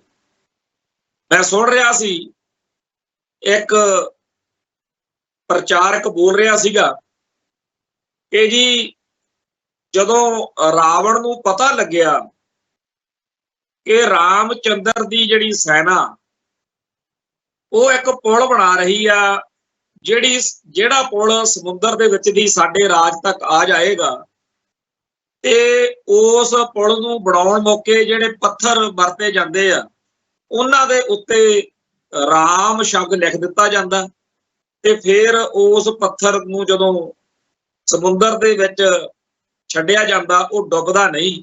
ਇਸ ਤਰੀਕੇ ਨਾਲ ਬੜੀ ਤੇਜ਼ੀ ਨਾਲ ਪੁਲ ਜਿਹੜਾ ਹੈ ਉਹ ਬਣਦਾ ਜਾ ਰਿਹਾ। ਤੇ ਪ੍ਰਚਾਰਕ ਨੇ ਅੱਗੇ ਗੱਲ ਕਹੀ ਕਿ ਇਸ ਗੱਲ ਤੋਂ ਰਾਵਣ ਦੇ ਹਮਾਇਤੀਆਂ ਨੇ ਬੜਾ ਔਖ ਮੰਨੀ ਤੇ ਕਿਹਾ ਕਿ ਇਹ ਤਾਂ ਜੀ ਬੜਾ ਔਖਾ ਹੋ ਗਿਆ ਕੰਮ, ਹਮਲਾ ਹੋ ਜਾਏਗਾ, ਮਾਰੇ ਜਾਵਾਂਗੇ। ਤੇ ਨਾਲ ਦੀ ਨਾਲ ਇਹ ਵੀ ਗੱਲ ਉੱਥੇ ਚਰਚਾ 'ਚ ਆਈ ਕਿ ਜੀ ਜਿਸ ਰਾਮਚੰਦਰ ਨਾਲ ਆਪਣੀ ਟੱਕਰ ਹੈ, ਉਹ ਤਾਂ ਇੰਨਾ ਸ਼ਕਤੀਸ਼ਾਲੀ ਹੈ, ਇੰਨਾ ਦੇਵੀ ਸ਼ਕਤੀਆਂ ਨਾਲ ਭਰਪੂਰ ਹੈ ਕਿ ਉਹਦਾ ਤਾਂ ਜੇ 9 ਪੱਥਰ ਦੇ ਉੱਤੇ ਲਿਖ ਕੇ ਛੱਡ ਦਿੱਤਾ ਜਾਵੇ ਤਾਂ ਸਮੁੰਦਰ ਵਿੱਚ ਡੁੱਬਦਾ ਨਹੀਂ। ਤਾਂ ਉਸ ਪ੍ਰਚਾਰਕ ਅਨੁਸਾਰ ਰਾਵਣ ਨੇ ਕਿਹਾ ਕਿ ਐਡੀ ਕੋਈ ਗੱਲ ਨਹੀਂ, ਇਹ ਤਾਂ ਮੈਂ ਵੀ ਕਰ ਸਕਦਾ। ਤੇ ਆਪਦੇ ਨਾਲ ਬਹੁਤ ਸਾਰੇ ਲੋਕਾਂ ਨੂੰ ਲੈ ਕੇ ਉਹ ਰਾਵਣ ਲਿਖ ਦਿੰਦਾ ਪੱਥਰ ਤੇ ਉਹਨੇ ਵੀ ਉਵੇਂ ਹੀ ਪੱਥਰ ਸਮੁੰਦਰ ਵਿੱਚ ਛੱਡ ਦਿੱਤਾ, ਜਿਹੜਾ ਕਿ ਤੈਰਨ ਲੱਗ ਪਿਆ। ਤੇ ਸਮੁੰਦਰ ਦੇ ਵਿੱਚ ਰਾਵਣ ਅੱਖਰ ਵਾਲੇ ਪੱਥਰ ਤੈਰਨ ਦੀ ਗੱਲ ਸੁਣ ਕੇ ਰਾਵਣ ਦਿਵਾਲੀ ਧਿਰ ਦੇ ਜਿਹੜੇ ਲੋਕ ਸੀ, ਉਹਨਾਂ 'ਚ ਵੀ ਬੜਾ ਆਪਣੇ ਆਪ ਦੇ ਵਿੱਚ ਫਖਰ ਜਿਹਾ, ਮਾਣ ਜਿਹਾ ਹੋ ਗਿਆ ਕਿ ਜਿਹੋ ਜਿਹਾ ਰਾਮਚੰਦਰ ਕੋਲੇ ਦੇਵੀ ਸ਼ਕਤੀ ਆ, ਤਾਂ ਸਾਡੇ ਮੁਖੀ ਕੋਲੇ, ਸਾਡੇ ਹੀਰੋ ਕੋਲੇ, ਸਾਡੇ ਮੋਢੀ ਕੋਲੇ, ਸਾਡੇ ਨਾਇਕ ਕੋਲੇ ਵੀ ਉਹੋ ਜਿਹੀ ਸ਼ਕਤੀ ਹੈ। ਤਾਂ ਉਹ ਪ੍ਰਚਾਰਕ ਦੀ ਇਹ ਗੱਲ ਸੁਣਦੇ ਮੈਂ ਹੋਰ ਜ਼ਿਆਦਾ ਧਿਆਨ ਨਾਲ ਸੁਣ ਲਈ, ਕੋਲ ਹੋ ਕੇ ਬਹਿ ਕੇ ਉਹਦੀ ਗੱਲ ਨੂੰ ਸਮਝਣਾ ਚਾਹਿਆ ਕਿ ਅੱਗੇ ਕੀ ਹੋਇਆ। ਤਾਂ ਅੱਗੇ ਇਹ ਦੱਸਿਆ ਗਿਆ ਕਿ ਮੰਦੋਦਰੀ ਜਿਹੜੀ ਰਾਵਣ ਦੀ ਜੀਵਨ ਸਾਥਣ ਸੀ, ਉਹਦੀ ਘਰਵਾਲੀ, ਉਹਨੇ ਕਿਹਾ ਜਦੋਂ ਇਕੱਲੇ ਸੀ ਕਿ ਮੈਨੂੰ ਪਤਾ ਹੈ ਕਿ ਤੇਰੇ ਕੋਲ ਏਦਾਂ ਦੀ ਕੋਈ ਸ਼ਕਤੀ ਹੈ ਨਹੀਂ, ਫਿਰ ਇਹ ਕਿਵੇਂ ਹੋ ਗਿਆ। ਤਾਂ ਪ੍ਰਚਾਰਕ ਕਹਿੰਦਾ ਹੈ ਕਿ ਜੀ ਰਾਵਣ ਨੇ ਮੰਦੋਦਰੀ ਕੋਲੇ ਭੇਤ ਖੋਲਿਆ ਕਿ ਜੀ ਮੈਂ ਜਿਹੜੇ ਪੱਥਰ ਛੱਡਣ ਲੱਗਿਆ ਨਾ, ਤੇ ਮੈਂ ਉਦੋਂ ਦਿਲ ਵਿੱਚ ਅਰਦਾਸ ਕੀਤੀ ਰਾਮਚੰਦਰ ਭਗਵਾਨ ਸਾਹਮਣੇ ਕਿ ਜੇ ਇਹ ਪੱਥਰ ਡੁੱਬ ਗਿਆ ਤਾਂ ਮੇਰਾ ਭਗਵਾਨ ਜੀ ਤੁਹਾਡੇ ਵਿੱਚ ਸਿਦਕ ਭਰੋਸਾ ਨਹੀਂ ਰਹਿਣਾ। ਤੇ ਇਸ ਤਰੀਕੇ ਨਾਲ ਫਿਰ ਰਾਮਚੰਦਰ ਭਗਵਾਨ ਨੂੰ ਆਪਦੀ ਪੈਜ ਰੱਖਣੀ ਪਈ ਤੇ ਉਹ ਪੱਥਰ ਵੀ ਪੈ। ਹੁਣ ਇਹ ਜਿਹੜੀ ਘਟਨਾ ਆ, ਇਹਦਾ ਜਿਹੜਾ ਇਹ ਟਰਨਿੰਗ ਪੁਆਇੰਟ ਆ, ਜਿੱਥੇ ਆ ਕੇ ਬੰਦੇ ਨੂੰ ਲੱਗਦਾ ਕਿ ਰਾਮਚੰਦਰ ਹੀ ਐਡਾ ਜ਼ਬਰਦਸਤ ਹੀਰੋ ਸੀ, ਜਿਹਦੇ ਮੂਹਰੇ ਰਾਵਣ ਵੀ ਜਿਹੜਾ ਸੀਗਾ ਉਹਦੀ ਦੇਵੀ ਸ਼ਕਤੀ ਮੂਹਰੇ ਖੱਥਲ ਹੋਇਆ ਸੀਗਾ। ਤੇ ਉਹਨੇ ਜੇ ਪੱਥਰ ਤੈਰ ਕੇ ਤਰਾ ਕੇ ਦਿਖਾਏ ਤਾਂ ਉਹਨੇ ਰਾਮਚੰਦਰ ਦੇ ਕਰਕੇ ਹੀ ਤਰਾ ਕੇ ਦਿਖਾਏ। ਹੁਣ ਇਸ ਸਾਰੇ ਸੰਦਰਭ ਤੋਂ ਸੁਣਨ ਵਾਲਾ ਜਿਹੜਾ ਹੈ ਉਹ ਕਦੇ ਵੀ ਰਾਵਣ ਦੀ ਹਮਾਇਤ ਵੱਲ ਨਹੀਂ ਜਾ ਸਕਦਾ। ਹਰ ਗੱਲ ਇਸ ਤਰੀਕੇ ਨਾਲ ਤਰੋੜ ਮਰੋੜ ਕੇ ਰਾਮਚੰਦਰ ਨੂੰ ਹੀਰੋ ਬਣਾਇਆ ਜਾਂਦਾ ਹੈ ਕਿ ਰਾਮਚੰਦਰ ਦੇ ਉਲਟ ਖੜਾ ਹਰ ਬੰਦਾ ਤੁਹਾਨੂੰ ਛੋਟਾ ਲੱਗੇ, ਗਲਤ ਲੱਗੇ, ਮਾੜਾ ਲੱਗੇ। ਚਾਹੇ ਰਾਮਚੰਦਰ ਕੋਈ ਗਲਤ ਗੱਲ ਕਰ ਵੀ ਰਿਹਾ ਹੋਵੇ ਤਾਂ ਵੀ ਉਹ ਆਪਾਂ ਨੂੰ ਹੀਰੋ ਲੱਗੇ। ਜਦੋਂ ਬਰਤਾਂਤ ਸਿਰਜੇ ਜਾਂਦੇ ਨੇ, ਏਦਾਂ ਸਿਰਜੇ ਜਾਂਦੇ। ਇਹ ਆ ਬਰਤਾਂਤ ਦੀ ਲੜਾਈ। ਇਵੇਂ ਹੀ ਮਹਾਭਾਰਤ ਦੇ ਵਿੱਚ ਜੇਕਰ ਭਗਵਾਨ ਸ਼੍ਰੀ ਕ੍ਰਿਸ਼ਨ ਕਹੇ ਜਾਣ ਵਾਲੇ ਨਾਇਕ ਦੀ ਮਰਜ਼ੀ ਹੁੰਦੀ ਤਾਂ ਜੰਗ ਟਲ ਸਕਦੀ ਸੀ। ਜਿਹੜਾ ਅਰਜੁਨ ਸੀ ਉਹ ਤਾਂ ਜੰਗ ਦੇ ਮੈਦਾਨ ਵਿੱਚ ਖੜ ਕੇ ਵੀ ਕਹਿ ਰਿਹਾ ਸੀ ਕਿ ਮੇਰੇ ਰਿਸ਼ਤੇਦਾਰ ਨੇ, ਸਾਡਾ ਪਰਿਵਾਰ ਆ। ਪਰ ਭਗਵਾਨ ਸ਼੍ਰੀ ਕ੍ਰਿਸ਼ਨ ਜਿਹੜਾ ਹੈ ਉਹ ਕਹਿ ਰਿਹਾ ਹੈਗਾ ਕਿ ਇਹ ਗੱਲਾਂ ਛੱਡ ਦੋ, ਆਤਮਾ ਅਮਰ ਹੈ, ਵੜਦੇ ਹੋਏ ਚੱਕਦੇ ਹੁੰਦੇ। ਹੁਣ ਇਸੇ ਭਗਵਾਨ ਸ਼੍ਰੀ ਕ੍ਰਿਸ਼ਨ ਦੇ ਬਾਰੇ ਜਾਂ ਭਗਵਾਨ ਸ਼੍ਰੀ ਰਾਮਚੰਦਰ ਦੇ ਬਾਰੇ ਬੇਅੰਤ ਨਾਵਾਚਕ ਗੱਲਾਂ ਆਲੇ ਦੁਆਲੇ ਚੱਲਦੀਆਂ। ਸਾਡਾ ਉਹ ਵਿਸ਼ਾ ਨਹੀਂ। ਗੱਲ ਬਰਤਾਂਤ ਦੀ ਆ ਕਿ ਦੇਖੋ ਹਿੰਦੂ ਤਵੀ ਤਾਕਤਾਂ ਨੇ ਰਾਮਚੰਦਰ ਅਤੇ ਕ੍ਰਿਸ਼ਨ ਦੇ ਸਾਰੇ ਔਗਣ, ਘਾਟਾਂ, ਕਮਜ਼ੋਰੀਆਂ ਨੂੰ ਗੌਣ ਬਣਾ ਕੇ ਦਿਖਾਉਣਾ ਸ਼ੁਰੂ ਕੀਤਾ ਹੋਇਆ ਤੇ ਉਹਦੇ ਖਿਲਾਫ ਖੜੇ ਹਰ ਵਿਅਕਤੀ ਨੂੰ ਬੌਣਾ, ਘਟੀਆ, ਨਿਕੰਮਾ ਤੇ ਮਾੜਾ। ਇਸ ਚੀਜ਼ ਦੀ ਮਹਾਰਤ ਉਹਨਾਂ ਕੋਲ ਸਦੀਆਂ ਤੋਂ ਆ। ਜਿਹੜੇ ਪੁਰਾਤਨ ਗ੍ਰੰਥ ਨੇ ਉਹਨਾਂ ਸਾਰਿਆਂ ਦਾ ਉਹਨਾਂ ਨੇ ਆਪਦੇ ਹਿਸਾਬ ਨਾਲ ਹੀ ਕੰਮ ਚਲਾਇਆ। ਸਾਡੇ ਵਿੱਚੋਂ ਬਹੁਤੇ ਲੋਕਾਂ ਨੂੰ ਇਹ ਵੀ ਨਹੀਂ ਪਤਾ ਕਿ ਸਾਰੇ ਜਿਹੜੇ ਗ੍ਰੰਥ ਭਾਰਤੀ ਸੰਸਕ੍ਰਿਤੀ ਦੇ ਇਤਿਹਾਸ ਦੇ ਵਿੱਚ ਆਉਂਦੇ ਹੈ, ਉਹਨਾਂ 'ਚ ਮਿਥਿਹਾਸਕ ਮਸਾਲਾ ਜਾਂ ਇਤਿਹਾਸਕ ਮਸਾਲਾ ਉਹਨੂੰ ਛੱਡੋ, ਪਰ ਇਹ ਗੱਲ ਵੀ ਬਹੁਤੇ ਭਾਈਚਾਰੇ ਨੂੰ ਨਹੀਂ ਪਤਾ ਕਿ ਉਹ ਅੱਡ ਅੱਡ ਵੱਖੋ ਵੱਖਰੇ ਉਲਟ ਖਿਆਲਾਂ ਵਾਲੀਆਂ ਜਿਹੜੀਆਂ ਇੱਥੇ ਧਿਰਾਂ, ਲਹਿਰਾਂ, ਸ਼ਖਸੀਅਤਾਂ ਉੱਭਰੀਆਂ, ਉਹਨਾਂ ਦਾ ਗਿਆਨ ਵੀ ਹੈ। ਜਾਣੀ ਕਿ ਵੇਦ, ਸਿਮਰਤ, ਸ਼ਾਸਤਰ ਜਾਂ ਜਿਹੜੇ ਇਹ ਗ੍ਰੰਥ ਨੇ, ਰਾਮਾਇਣ, ਮਹਾਭਾਰਤ ਜਾਂ ਹੋਰ ਜਿੰਨੇ ਵੀ ਨੇ, ਪਰ ਇਹਨਾਂ ਸਾਰਿਆਂ ਨੂੰ ਹਿੰਦੂ ਕਵੀਆਂ ਨੇ ਹਿੰਦੂ ਤਵ ਨੂੰ ਅੱਗੇ ਤੋਰਨ ਲਈ ਆਪਦੇ ਹਿਸਾਬ ਨਾਲ ਨੈਰੇਟਿਵ ਸਿਰਜਦਾ ਵੀ ਇਹ ਸਾਰੇ ਹਿੰਦੂ ਗ੍ਰੰਥ ਨੇ। ਇਸੇ ਕਰਕੇ ਅੱਜ ਬਹੁਤੇ ਲੋਕਾਂ ਨੂੰ ਕਦੇ ਕਦੇ ਇਸ ਗੱਲ ਤੇ ਅੜਚਣ ਜੀ ਆਉਂਦੀ ਆ ਕਿ ਇਹ ਕਿਹੋ ਜਿਹਾ ਹਿੰਦੂ ਸਮਾਜ ਹੈ ਜਿਹਦੇ ਵਿੱਚ ਰਾਮਾਇਣ ਨੂੰ ਇੱਕ ਕਾਲਪਨਿਕ ਨਾਵਲ ਮੰਨਣ ਵਾਲੇ ਵੀ ਨੇ ਤੇ ਇਹ ਵੀ ਕਹਿਣ ਵਾਲੇ ਨੇ ਕਿ ਨਹੀਂ ਜੀ ਭਗਵਾਨ ਸ਼੍ਰੀ ਰਾਮ ਚੰਦਰ ਦੀ ਅਸਲ ਕਹਾਣੀ। ਇਹ ਵੀ ਹਿੰਦੂ ਹੀ ਕਹਿੰਦੇ ਨੇ ਕਿ ਜਿਹੜੀ ਰਾਮਾਇਣ ਆ ਉਹਦੇ ਜੀ 500-700, ਕੋਈ ਕਹਿੰਦਾ ਕੋਈ 200-300 ਕਹਿੰਦਾ ਵੀ ਰੂਪ ਨੇ ਅੱਡ ਅੱਡ ਤਰ੍ਹਾਂ ਦੇ। ਕਿਸੇ 'ਚ ਸੀਤਾ ਜਿਹੜੀ ਆ ਉਹਦਾ ਕੋਈ ਹੋਰ ਰੂਪ ਸਰੂਪ ਆ, ਕਿਸੇ 'ਚ ਹੋਰ। ਪਰ ਉਹਨਾਂ ਸਾਰਿਆਂ ਚੀਜ਼ਾਂ ਦਾ ਉਹਨਾਂ ਨੇ ਇਸ ਮੌਕੇ ਹਿੰਦੂ ਤਬ ਨੂੰ ਮਜ਼ਬੂਤ ਕਰਨ ਲਈ ਜਿਵੇਂ ਵਰਤਿਆ, ਇਹ ਜਿਹੜਾ ਆਰਟ ਆ ਕਿ ਸਾਡੇ ਭਾਈਚਾਰੇ ਕੋਲੇ ਉਹ ਆਰਟ ਹੈਗਾ। ਅਸੀਂ ਤਾਂ ਸੱਚ ਦੀ ਭਾਲ ਵਿੱਚ, ਹਾਰਡ ਟਰੁੱਥ ਦੀ, ਸੱਚੇ ਤੱਥ ਦੀ ਤਲਾਸ਼ ਵਿੱਚ ਇਸ ਤਰੀਕੇ ਨਾਲ ਉਲਝਦੇ ਆ ਕਿ ਪਿਛਲੇ ਸਮੇਂ ਦੇ ਵਿੱਚ ਸਾਡੇ ਵਿੱਚੋਂ ਬਹੁਤ ਸਾਰੇ ਗ੍ਰੰਥਾਂ ਨੂੰ, ਸਾਡੇ ਸਿੱਖ ਧਰਮ ਦੇ ਗ੍ਰੰਥਾਂ ਨੂੰ ਕਾਟੀਆਂ ਲਾਉਣ ਦੀ ਇੱਕ ਬਿਰਤੀ ਜਿਹੜੀ ਆ ਉਹ ਜ਼ੋਰ ਫੜਦੀ ਆਪਾਂ ਦੇਖੀ। ਸਾਡੇ ਵਿੱਚ ਆਪਦੇ ਬਣੇ ਬਣਾਏ ਨਾਇਕਾਂ ਦੇ ਨੁਕਸ ਲੱਭ ਕੇ ਉਹਨਾਂ ਨੂੰ ਖਲਨਾਇਕ ਬਣਾਉਣ ਦੀ ਬਿਰਤੀ ਹੈ। ਸੂਰਜ ਦੀ ਅੱਖ ਨਾਂ ਦਾ ਇੱਕ ਨਾਵਲ ਜਿਹੜਾ ਮੋਗੇ ਕੋਲ ਦੇ ਇੱਕ ਨਾਵਲਕਾਰ ਨੇ ਲਿਖਿਆ, ਬਲਦੇਵ ਸੜਕਨਾਮੇ ਵਾਲੇ ਨੇ, ਉਹਦੇ ਵਿੱਚ ਜਾਂ ਹੋਰ ਬਹੁਤ ਸਾਰੀਆਂ ਲਿਖਤਾਂ ਵਿੱਚ ਸਿੱਖ ਕੌਮ ਦੇ ਨਾਇਕਾਂ ਨੂੰ, ਮਹਾਰਾਜਾ ਰਣਜੀਤ ਸਿੰਘ ਸਮੇਤ ਸਭ ਨੂੰ ਨੈਗੇਟਿਵ ਸ਼ੇਡ ਦੇ ਵਿੱਚ ਦਿਖਾਇਆ ਗਿਆ। ਤੇ ਇੱਥੇ ਹਜ਼ਾਰਾਂ ਇਹੋ ਜਿਹੇ ਲੋਕ ਜਿਹੜੇ ਸਾਡੀ ਕੌਮ ਲਈ ਖਲਨਾਇਕ ਨੇ, ਉਹਨਾਂ ਨੂੰ ਨਾਇਕ ਦਰਸਾਉਂਦੀਆਂ ਲਿਖਤਾਂ ਜਾਂ ਚੀਜ਼ਾਂ ਵੀ ਸਾਡੇ ਭਾਈਚਾਰੇ 'ਚ ਆਮ ਨੇ। ਪਿੱਛੇ ਜੇ ਇੱਕ ਨਾਟਕ ਨਾਵਲ ਰੂਪ ਦੇ ਵਿੱਚ ਕਿਤਾਬ ਸੀਗੀ, ਉੱਤੇ ਲਿਖਿਆ ਹੋਇਆ ਸ਼ਹੀਦ। ਕਿਤਾਬਾਂ ਵਾਲੀ ਦੁਕਾਨ ਤੇ ਦੇਖਣ ਸਾਰ ਮਨ ਵਿੱਚ ਆਇਆ ਕਿ ਮੈਂ ਇਹ ਸ਼ਹੀਦ ਲਿਖਿਆ ਹੋਇਆ, ਤੇ ਜਦੋਂ ਉਹ ਚੱਕਿਆ ਤੇ ਉਹਦੇ ਉੱਤੇ ਪੰਜਾਬੀ ਗਾਇਕ ਚਮਕੀਲੇ ਦੀ ਜੀਵਨੀ ਜ਼ਿੰਦਗੀ ਬਾਰੇ ਉਹ ਚੀਜ਼ ਲਿਖੀ ਹੋਈ ਸੀ, ਉੱਪਰ ਲਿਖਿਆ ਸੀ ਸ਼ਹੀਦ। ਹੁਣ ਦੇਖੋ ਵੀ ਜਿਹੜੇ ਕਿਰਦਾਰ ਜਾਂ ਜਿਹੜੇ ਲੋਕ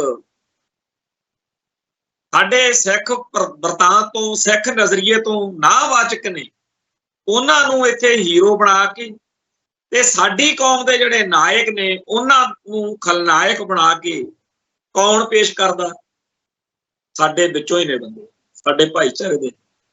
ਪਰ ਪੂਰੇ ਦਾ ਪੂਰਾ ਹਿੰਦੂ ਤਬ ਇਸ ਮਸਲੇ ਤੇ ਬਿਲਕੁਲ ਉਲਟ ਚੱਲਦਾ। ਉਹ ਪੂਰੀ ਇੱਕ ਧਿਰ ਬਣ ਕੇ ਚੱਲਦੇ ਨੇ ਜਿਹਦੇ ਵਿੱਚ ਹਰ ਉਹ ਚੀਜ਼, ਹਰ ਉਹ ਸ਼ਖਸੀਅਤ, ਹਰ ਉਹ ਲਿਖਤ ਜਿਹੜੀ ਸਾਹਮਣੇ ਹੈ, ਉਹਦਾ ਪੱਖ ਜਿਹੜਾ ਹੈ, ਉਹਦਾ ਵਰਤਾਂਤ ਜਿਹੜਾ ਹੈ, ਉਹ ਹਿੰਦੂ ਤਵੀ ਨਜ਼ਰੀਏ ਅਨੁਸਾਰ ਬਿਆਨ ਕਰ ਦਿੱਤਾ ਜਾਂਦਾ। ਬਾਬਾ ਰਵਿਦਾਸ ਜੀ ਦੀ ਜੀਵਨੀ ਪੜ੍ਹੋ, ਤੁਹਾਨੂੰ ਉਹਦੇ ਚੋਂ ਪੈਰ ਪੈਰ ਤੇ, ਕਦਮ ਕਦਮ ਤੇ ਲੱਭੂਗਾ ਕਿ ਇਹ ਗੱਲਾਂ ਜਿਹੜੀਆਂ ਇਹ ਜੀਵਨੀ ਦੇ ਵਿੱਚ ਆਈਆਂ ਨੇ, ਇਹ ਕਦੇ ਵੀ ਬਾਬੇ ਰਵਿਦਾਸ ਦੇ ਜੀਵਨ ਕਾਲ ਦੇ ਵਿੱਚ ਇਸ ਤਰੀਕੇ ਨਾਲ ਜੇ ਹੋਈਆਂ ਹੁੰਦੀਆਂ ਤਾਂ ਉਹਨਾਂ ਦੀ ਬਾਣੀ ਦੇ ਵਿੱਚ ਉਹਨਾਂ ਦੀ ਆਪਦੀ ਲਿਖੀ ਬਾਣੀ ਦੇ ਵਿੱਚ ਇਹਨਾਂ ਚੀਜ਼ਾਂ ਦੀ ਸਪੋਰਟ, ਪ੍ਰੋੜਤਾ, ਹਮਾਇਤ, ਵਕਾਲਤ ਕੀਤੀ ਮਿਲਣੀ ਸੀ। ਪਰ ਉੱਥੇ ਖੰਡਨ, ਉੱਥੇ ਉਹ ਚੀਜ਼ਾਂ ਦੇ ਉਲਟ ਗਵਾਹੀਆਂ ਨੇ ਬਾਣੀ 'ਚ। ਪਰ ਬਾਬੇ ਰਵਿਦਾਸ ਨੂੰ ਉਹ ਸਾਰਾ ਕੁਝ ਕਰਦਾ ਦਿਖਾ ਕੇ ਹਿੰਦੂ ਕਵੀ ਏਜੰਡੇ ਅਨੁਸਾਰ ਬਾਬਾ ਰਵਿਦਾਸ ਚਿੱਤਰ ਦਿੱਤਾ, ਜਿਹਦਾ ਨਤੀਜਾ ਇਹ ਨਿਕਲਿਆ ਕਿ ਅੱਜ ਬਾਬੇ ਰਵਿਦਾਸ ਦੇ ਪੈਰੋਕਾਰ ਉਹ ਸਾਰਾ ਕੁਝ ਕਰਨ ਕਰਾਉਣ ਵੱਲ ਨੂੰ ਵੱਧ ਰਹੇ ਆ, ਜਿਹੜਾ ਕੁਝ ਬਾਬੇ ਰਵਿਦਾਸ ਨੇ ਖੰਡਨ ਕੀਤਾ। ਤੇ ਉਹਦੀ ਸਾਰੀ ਜੀਵਨੀ ਇਸ ਤਰੀਕੇ ਨਾਲ ਲਿਖਦੀ ਜਿਹਦੇ ਵਿੱਚ ਬ੍ਰਾਹਮਣਵਾਦ ਦਾ ਪੱਖ ਮਜ਼ਬੂਤ ਹੁੰਦਾ ਹੋਵੇ। ਇਵੇਂ ਹੀ ਭਗਤ ਕਬੀਰ ਜੀ ਦੀ ਗੱਲ ਹੈ। ਭਗਤ ਕਬੀਰ ਜੀ ਦੀ ਵੀ ਜੀਵਨੀ ਦੇ ਵਿੱਚ ਬਹੁਤ ਸਾਰੇ ਇਹੋ ਜਿਹੇ ਅੰਸ਼ ਜੋੜ ਦਿੱਤੇ ਗਏ ਜਿਹੜੇ ਬ੍ਰਾਹਮਣਵਾਦੀ ਵਰਤਾਂਤ ਨੂੰ, ਬ੍ਰਾਹਮਣਵਾਦੀ ਨਜ਼ਰੀਏ ਨੂੰ ਮਜ਼ਬੂਤ ਕਰਦੇ ਹੋਣ। ਬ੍ਰਾਹਮਣਵਾਦ ਨੂੰ, ਹਿੰਦੂਤਵ ਨੂੰ ਇਸ ਗੱਲ ਦੀ ਸਦਾ ਹੀ ਚਿੰਤਾ ਰਹਿੰਦੀ ਹੈ ਕਿ ਛੇਤੀ ਕੀਤੇ ਕਿਸੇ ਨੂੰ ਤਾਂ ਪੰਥ ਵਿੱਚ, ਦੁਨੀਆ 'ਚ, ਕੌਮ 'ਚ, ਸੰਸਾਰ ਵਿੱਚ, ਭਾਰਤੀ ਖਿੱਤੇ ਵਿੱਚ ਮਜ਼ਬੂਤ ਹੋਣ ਨਾ ਦਿਓ, ਉਹਦੀ ਪ੍ਰਤਿਭਾ ਬਣਨ ਨਾ ਦਿਓ। ਪਰ ਜੇ ਕਿਸੇ ਦੀ ਮਾਨਤਾ ਹੋ ਹੀ ਜਾਵੇ ਤਾਂ ਸਭ ਤੋਂ ਜ਼ਰੂਰੀ ਜਿਹੜਾ ਕੰਮ ਆ ਉਹ ਇਹ ਆ ਕਿ ਉਹਨੂੰ ਜਾਂ ਤਾਂ ਬ੍ਰਾਹਮਣ ਸਾਬਤ ਕਰ ਦੋ ਜਾਂ ਬ੍ਰਾਹਮਣ ਦਾ ਚੇਲਾ ਸਾਬਤ ਕਰ ਦੋ। ਜਿਵੇਂ ਭਗਤ ਰਵਿਦਾਸ ਜੀ ਬਾਰੇ, ਬਾਬਾ ਰਵਿਦਾਸ ਜੀ ਬਾਰੇ ਇਹ ਕਹਾਣੀ ਸਾਡੇ ਸਮਾਜ ਵਿੱਚ ਪ੍ਰਚਲਿਤ ਹੈ ਕਿ ਜੀ ਉਹ ਪਿਛਲੇ ਜਨਮ ਦੇ ਬ੍ਰਾਹਮਣ ਸੀਗੇ। ਉਹਨਾਂ ਨੇ ਕਿਸੇ ਦਲਿਤ, ਸ਼ੂਦਰ, ਨੀਚ ਕਹੇ ਜਾਂਦੇ ਲੋਕਾਂ ਦੇ ਘਰੋਂ ਭਿੱਖਿਆ ਲਿਆਂਦੀ, ਜੀ ਤੋਂ ਇੱਕ ਸਰਾਪ ਮਿਲਿਆ ਤੇ ਉਪਰੰਤ ਉਹ ਦੁੱਧ ਨਾ ਪੀਣ। ਫਿਰ ਆਪਦੀ ਮਾਂ ਦਾ ਜਦੋਂ ਦੁੱਧ ਉਹਨਾਂ ਨੇ ਪੀਤਾ ਤੇ ਕਿਵੇਂ ਭਗਤ ਰਾਮਾਨੰਦ ਜੀ ਨਾਲ ਉਹਨਾਂ ਦਾ ਮੇਲ ਪਲਾਪ ਹੋਇਆ। ਏਦਾਂ ਦੀ ਇੱਕ ਕਹਾਣੀ ਕੱਢ ਕੇ ਭਗਤ ਰਵਿਦਾਸ ਜੀ ਨੂੰ ਪਿਛਲੇ ਜਨਮ ਦਾ ਬ੍ਰਾਹਮਣ ਸਾਬਤ ਕਰ ਦਿੱਤਾ। ਤੇ ਇਵੇਂ ਹੀ ਭਗਤ ਕਬੀਰ ਜੀ ਨੂੰ ਭਗਤ ਰਾਮਾਨੰਦ ਜੀ ਦਾ ਬ੍ਰਾਹਮਣ ਦਾ ਚੇਲਾ ਸਾਬਤ ਕਰ ਦਿੱਤਾ। ਕੁੱਲ ਮਿਲਾ ਕੇ ਇਸ ਗੱਲ ਦਾ ਪੂਰਾ ਖਿਆਲ ਰੱਖਿਆ ਜਾਂਦਾ ਕਿ ਕੋਈ ਵੀ ਇਹੋ ਜਿਹਾ ਭਗਤ, ਬਾਬਾ, ਮਹਾਂਪੁਰਸ਼, ਕੋਈ ਅਗੰਮੀ ਦੇਵੀ ਸ਼ਕਤੀ ਕੁਛ ਵੀ ਰਹਿ ਨਾ ਜਾਵੇ ਜਿੱਤੇ ਬ੍ਰਾਹਮਣ ਦੀ ਮੋਹਰ ਨਾ ਲੱਗੀ ਹੋ। ਉਹਨੂੰ ਜਾਂ ਤਾਂ ਇਸ ਸਾਲ, ਇਸ ਜਨਮ ਦਾ ਸਾਬਤ ਕਰੋ ਕਿ ਉਹ ਬ੍ਰਾਹਮਣ ਦਾ ਚੇਲਾ ਸੀ, ਜਾਂ ਉਹਨੂੰ ਬ੍ਰਾਹਮਣ ਦਾ ਪਿਛਲੇ ਜਨਮ ਨਾਲ ਉਹਦਾ ਲਿੰਕ ਜੋੜ ਦੋ ਵੀ ਪਿਛਲੇ ਜਨਮ ਬ੍ਰਾਹਮਣ ਸੀ। ਇਸ ਤਰ੍ਹਾਂ ਦੇ ਲੋਕ ਜਿਹੜੇ ਨੇ, ਇਸ ਤਰੀਕੇ ਦੀ ਜਿਨ੍ਹਾਂ ਦੀ ਮਾਨਸਿਕ ਬਣਤਰ ਵੀ ਬੜੀ ਦੂਰ ਤੱਕ ਚੱਲਦੇ ਆ। ਹੁਣ ਇਸੇ ਗੱਲ ਦੇ ਵਿੱਚੋਂ ਸਾਡੇ ਧਰਮ ਦੇ ਉੱਤੇ ਚੱਲ ਰਿਹਾ ਨੈਰੇਟਿਵ, ਉਹਨਾਂ ਦਾ ਇਹ ਗੱਲ ਲਗਾਤਾਰ ਕਹੀ ਜਾਣਾ ਕਿ ਜੀ ਭਗਤ, ਗੁਰੂ ਸਾਹਿਬਾਨ, ਸਿੱਖ ਸਾਰੇ ਹੈ ਤਾਂ ਹਿੰਦੂਆਂ 'ਚ ਵੀ ਨਿਕਲੇ ਆ ਨਾ। ਅਸਲ ਵਿੱਚ ਸਿੱਖ ਉਹ ਸਜੇ ਆ ਜਿਹੜੇ ਹਿੰਦੂਆਂ ਦੇ ਸਤਾਏ ਹੋਏ ਸੀ, ਬ੍ਰਾਹਮਣਵਾਦ ਦੇ ਜ਼ੁਲਮਾਂ ਤੋਂ ਜਲੀਲ ਹੋਏ ਸੀ, ਜਿਨ੍ਹਾਂ ਲੋਕਾਂ ਨੂੰ ਉਸ ਧਰਮ ਚੋਂ, ਉਸ ਸਾਰੇ ਕਾਸੇ ਵਿੱਚੋਂ ਸਵਾਏ ਜਲਾਲਤ ਤੋਂ ਕੁਛ ਨਹੀਂ ਸੀ ਦਿਖਦਾ। ਜਿਹੜਾ ਦੁੱਖ, ਸੰਤਾਪ, ਤਕਲੀਫ ਝੱਲਦਾ ਮਨੁੱਖ ਹੁੰਦਾ ਉਹੀ ਆਪਦਾ ਧਰਮ ਤਿਆਗਦਾ। ਸੋ ਇਹ ਸਾਰੇ ਲੋਕ ਜਿਨ੍ਹਾਂ ਦੀ ਬ੍ਰਾਹਮਣਵਾਦ ਤੋਂ ਕਿਸੇ ਵੀ ਕਿਸਮ ਨਾਲ ਤਸੱਲੀ ਨਹੀਂ ਸੀ, ਉਹਨਾਂ ਨੇ ਇਸ ਸਿੱਖ ਧਰਮ ਨੂੰ ਅਪਣਾਇਆ। ਸੋ ਸਿੱਖੀ ਬ੍ਰਾਹਮਣਵਾਦ ਦੇ ਇੰਨਾ ਜ਼ਿਆਦਾ ਉਲਟ ਹੈ। ਗੁਰਮਤ ਅਤੇ ਮਨਮਤ ਦੀ ਜਦੋਂ ਗੱਲ ਕਰਦੇ ਆ, ਜਿਸ ਸਾਰੇ ਕਾਸੇ ਨੂੰ ਗੁਰੂ ਸਾਹਿਬਾਨ ਨੇ, ਸਿੱਖ ਫਲਸਫੇ ਨੇ ਮਨਮਤ ਕਿਹਾ, ਉਹੀ ਬ੍ਰਾਹਮਣਵਾਦ ਹੈ। ਤੇ ਬ੍ਰਾਹਮਣਵਾਦੀ ਕਹਿੰਦੇ ਆ ਜੀ ਸਿੱਖ ਤਾਂ ਹਿੰਦੂ ਨੇ, ਹਮ ਹਿੰਦੂ ਨਹੀਂ। ਇਹ ਗੱਲ ਕਹਿਣ ਵਾਲਾ ਹਰ ਸਿੱਖ ਬ੍ਰਾਹਮਣਵਾਦ ਨੂੰ ਜ਼ਹਿਰ ਵਾਂਗੂ ਚੁਭਦਾ। ਇਸ ਵਰਤਾਂਤ ਦੀ ਜੰਗ ਵਿੱਚ ਸਾਡੇ ਸਾਹਮਣੇ ਅੱਜ ਦੇ ਮਾਹੌਲ ਦੇ ਵਿੱਚ ਬਹੁਤ ਵੱਡੇ ਪੱਧਰ ਤੇ ਸਾਨੂੰ ਇਹੋ ਜਿਹੇ ਲੋਕਾਂ ਦੀ ਲੋੜ ਹੈ ਜਿਹੜੇ ਇਕੱਲੇ ਧਾਰਮਿਕ, ਇਤਿਹਾਸਕ, ਮਿਥਿਹਾਸਕ ਜਾਂ ਹੋਰ ਇਹੋ ਜਿਹੀਆਂ ਗੱਲਾਂ ਦੇ ਬਾਰੇ ਹੀ ਵਰਤਾਂਤ ਦੀ ਅਹਿਮੀਅਤ ਨੂੰ ਸਮਝਣ ਵਾਲੇ ਨਾ ਹੋਣ। ਅੱਜ ਦੇ ਦੌਰ ਦੇ ਵਿੱਚ ਜਿਸ ਤਰੀਕੇ ਨਾਲ ਕੌਮ ਪ੍ਰਸਤ ਸਿੱਖਾਂ ਨੂੰ ਖਲਨਾਇਕ ਬਣਾ ਕੇ ਕੌਮ ਦੇ ਵਿੱਚ ਉਹਨਾਂ ਨੂੰ ਰੱਦ ਕਰਵਾਉਣ ਦੀ ਬਿਰਤੀ ਚੱਲ ਰਹੀ ਹੈ, ਇਸ ਵਰਤਾਂਤ ਨੂੰ ਵੀ ਸਮਝਣ ਵਾਲੇ ਲੋਕ ਹੋਣੇ ਚਾਹੀਦੇ ਆ ਜਿਹੜੇ ਅੱਗੇ ਗੱਲ ਕਰ ਸਕਣ। ਔਰ ਸਾਡੇ ਲਈ ਇਹ ਬਹੁਤ ਵੱਡੀ ਚੁਣੌਤੀ ਹੈ ਔਰ ਇਸ ਗੱਲ ਦਾ ਸਾਨੂੰ ਚੰਗਾ ਵੀ ਲੱਗ ਰਿਹਾ ਕਿ ਸਾਡੇ ਭਾਈਚਾਰੇ ਦੇ ਵਿੱਚ ਇਸ ਮੌਕੇ ਇਸ ਪਾਸੇ ਨੂੰ ਚਰਚਾ ਛਿੜੀ ਹੈ। ਖਾਲਸਾ ਕਾਲਜ ਤੇ ਸੰਵਾਦ ਮੈਗਜ਼ੀਨ ਦੇ ਵਿੱਚ ਵਰਤਾਂਤ ਦੀ ਜੰਗ ਦਾ ਇਹ ਜਿਹੜਾ 20ਵਾਂ ਜੁਲਾਈ ਤੋਂ ਦਸੰਬਰ ਤੱਕ ਦਾ ਅੰਕ ਆ, ਇਹਦੀਆਂ ਕੁਝ ਗੱਲਾਂ ਜਿਹੜੀਆਂ ਨੇ, ਕੁਝ ਜਿਹੜੇ ਲੇਖ ਨੇ, ਉਹ ਬਹੁਤ ਧਿਆਨ ਮੰਗਦੇ। ਅਸੀਂ ਸਾਰੀ ਗੱਲ ਤਾਂ ਨਹੀਂ ਕਰਾਂਗੇ। ਇਹਦੇ ਵਿੱਚ ਵਰਤਾਂਤਾਂ ਦੀ ਜੰਗ ਤੋਂ ਨਵੀਨਤਾ ਲਈ ਸੰਘਰਸ਼ ਤੱਕ ਨਵੇਂ ਯੁੱਗ ਦੀ ਆਮਦ, ਅਮਰਜੀਤ ਸਿੰਘ ਗਰੇਵਾਲ ਦਾ ਲੇਖ, ਡਾਕਟਰ ਮਹਿਲ ਸਿੰਘ ਦਾ ਲੇਖ ਆ ਸ਼ਬਦੀ ਵਰਤਾਂਤ, ਨੀਤੀਆਂ ਤੇ ਰਮਜਾਂ, ਡਾਕਟਰ ਜਗਰੂਪ ਸਿੰਘ ਸੇਖੋਂ ਦਾ ਲੇਖ ਆ ਮੀਡੀਆ ਅਤੇ ਰਾਜਨੀਤਿਕ ਵਰਤਾਂਤ, ਬਹੁਤ ਕਮਾਲ ਦਾ ਲੇਖ ਆ, ਮੈਂ ਪੜ੍ਹਿਆ। ਇਵੇਂ ਹੀ ਵਰਤਾਂਤਾਂ ਦੀ ਜੰਗ ਤੇ ਪੰਜਾਬ ਦੇ ਵਰਤਾਂਤ, ਅਤੀਤ ਅਤੇ ਵਰਤਮਾਨ, ਡਾਕਟਰ ਆਤਮ ਸਿੰਘ ਰੰਧਾਵਾ ਦਾ ਬਿਆਨ, ਵਰਤਾਂਤਾਂ ਦੇ ਮੁਕਾਬਲੇ ਦੇ ਦੌਰ ਵਿੱਚ ਪੰਜਾਬ ਵਰਤਾਂਤ, ਭਾਈ ਹਰਸਿਮਰਨ ਸਿੰਘ ਦਾ, ਵਰਤਾਂਤਾਂ ਦੀ ਜੰਗ ਦੇ ਸੰਦਰਭ ਵਿੱਚ ਮਿੱਥ ਵਰਤਾਂਤ, ਡਾਕਟਰ ਹਰਿੰਦਰ ਕੌਰ ਸੋਹਲ ਦਾ, ਵਰਤਾਂਤ ਸਿਰਜਣ ਦੀ ਜੰਗ, ਸੱਤਾ, ਲੋਕ ਮਨ ਅਤੇ ਪੰਜਾਬ ਦੀ ਅਕਾਦਮਿਕਤਾ ਦੇ ਵਰਤਾਂਤ ਦੀ ਜੰਗ ਦੇ ਹਵਾਲੇ ਨਾਲ ਇਸ ਤਰੀਕੇ ਦੇ ਬਹੁਤ ਹੀ ਅਹਿਮ ਤੇ ਬਹੁਤ ਹੀ ਚੰਗੇ ਪੱਖ ਉੱਤੇ ਚਰਚਾ ਛਿੜੀ ਹੈ, ਜਿਹਦੇ ਵਿੱਚ ਸਿੱਖ ਸਿਵਲਾਈਜੇਸ਼ਨ ਦੇ ਉੱਤੇ ਪੰਜਾਬ ਦੀ ਧਰਤੀ ਦੇ ਖਿਲਾਫ ਜੋ ਕੁਝ ਇਸ ਮੌਕੇ ਚੱਲ ਰਿਹਾ, ਉਹਦੇ ਉੱਤੇ ਬੜੇ ਸੁਚੱਜੇ ਤੇ ਅੱਜ ਦੇ ਸੰਦਰਭ ਤੇ ਅੱਜ ਦੇ ਹਿਸਾਬ ਨਾਲ ਜਦੋਂ ਗੱਲ ਛਿੜੀ ਹੈ ਤਾਂ ਸਾਡਾ ਸਾਰਿਆਂ ਦਾ ਫਰਜ਼ ਬਣਦਾ ਹੈ ਕਿ ਇਹਦੇ ਉੱਤੇ ਡਿਸਕਸ਼ਨ, ਇਹਦੇ ਉੱਤੇ ਡਿਬੇਟ ਚੱਲੇ ਤਾਂ ਕਿ ਸਾਡੇ ਭਾਈਚਾਰੇ ਨੂੰ ਸੌਖੇ ਲਹਿਜੇ ਵਿੱਚ, ਸੌਖੇ ਸ਼ਬਦਾਂ 'ਚ ਗੱਲ ਦੀ ਸਮਝ ਲੱਗ ਸਕੇ। ਇੱਕ ਲੇਖ ਆ ਜਿਹਦਾ ਇੱਥੇ ਇੱਕ ਹਿੱਸਾ ਮੈਂ ਸਾਂਝਾ ਕਰਾਂ ਕਿ ਪੰਜਾਬੀਆਂ ਦੀ ਮਨੋਸਥਿਤੀ ਨਾਬਰੀ ਦੀ ਹੈ, ਇਹ ਸੱਤਾ ਜਾਂ ਹਕੂਮਤ ਵਿਰੋਧੀ ਹੈ। ਇਸ ਕਰਕੇ ਸਥਾਨਕ ਸਿਆਸਤ ਕੇਂਦਰ ਦੀਆਂ ਸਰਕਾਰਾਂ ਨੂੰ ਓਪਰਾ, ਬੇਗਾਨਾ ਤੇ ਗੈਰ ਹੋਣ ਦਾ ਵਿਸ਼ਵਾਸ ਦਿੰਦੀ ਹੈ। ਇਸ ਸਾਰੇ ਕਾਸੇ ਤੋਂ ਅੱਗੇ ਆਉਂਦਾ ਕਿ ਸ਼ਬਦੀ ਵਰਤਾਂਤ ਦਾ ਜਾਂ ਖਿਆਲ ਕਿਸੇ ਵਿਸ਼ੇਸ਼ ਨੀਅਤ ਤੇ ਨੀਤੀ ਦੀ ਉਪਜ ਹੁੰਦੇ ਨੇ।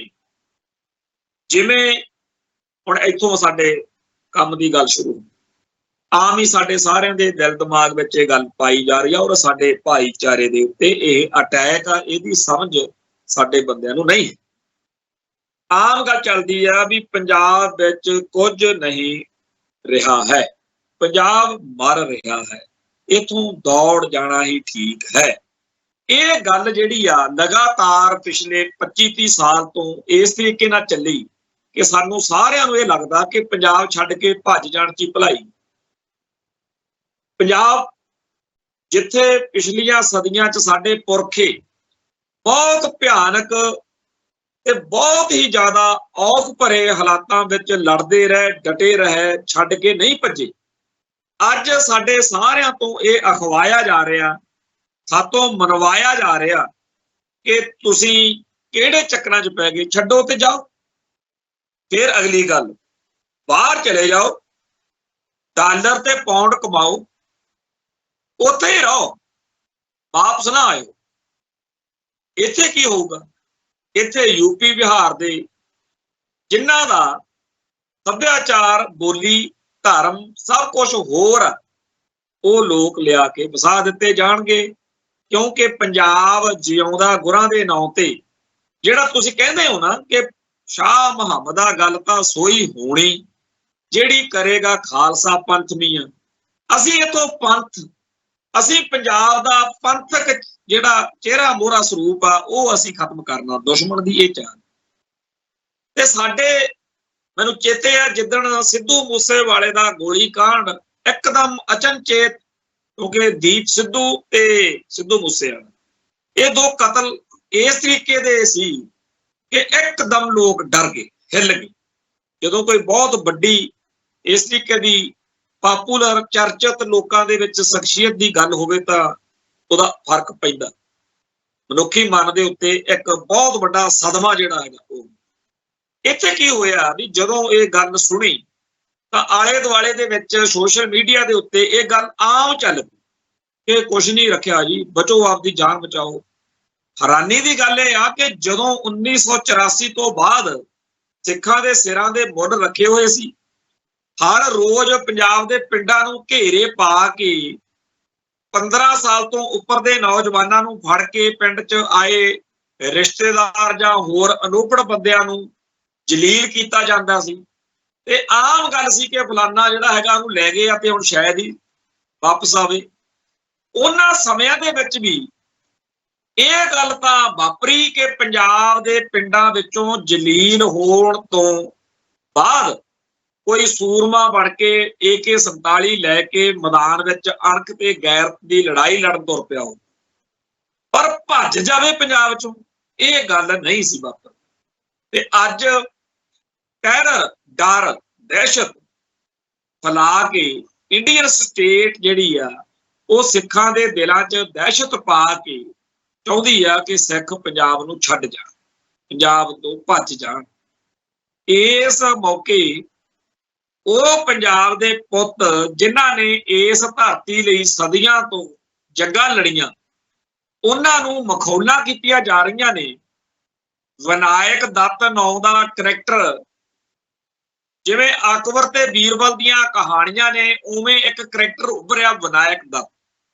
ਉਹ ਪੰਜਾਬ ਦਾ ਸੱਚਾ ਪੁੱਤ ਬਣ ਕੇ ਦਿਖਾ ਰਿਹਾ ਕਿ ਇਹ ਜਿਹੜੇ ਪੰਜਾਬ ਦੇ ਕਿਸਾਨ ਨੇ ਜਾਂ ਸਿੱਖ ਨੇ, ਇਹਨਾਂ ਨੇ ਤਾਂ ਜੀ ਪੁਆੜਾ ਹੀ ਖੜਾ ਕਰੀ ਰੱਖਿਆ, ਪੰਜਾਬ ਦੀ ਤਰੱਕੀ ਨੂੰ ਰੋਕ ਰਹੇ ਨੇ, ਪੰਜਾਬ ਦੇ ਹਿੱਤਾਂ ਦੇ ਉਲਟ ਚੱਲ ਰਹੇ ਨੇ।